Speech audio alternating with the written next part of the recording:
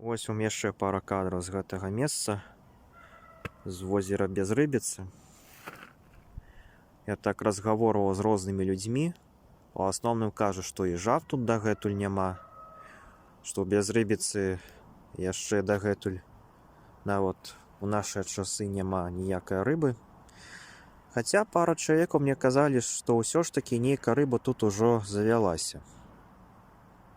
Я сам грыбнік, так на рыбалку я не хожу, так дакладна ад сябе сказаць не магу, але ў большасці людзі кажуць, што рыбы тут яшчэ не водзіцца. Адзінае, што магу сказаць, што вось там вот за тымі дрэвамі калісьці, можа год ці два таму нейкая жанчына збірала ягады. Вось гэта я бачыў. А так вось. Прынамсі купацца я вам тут не раю, яно таго не варта.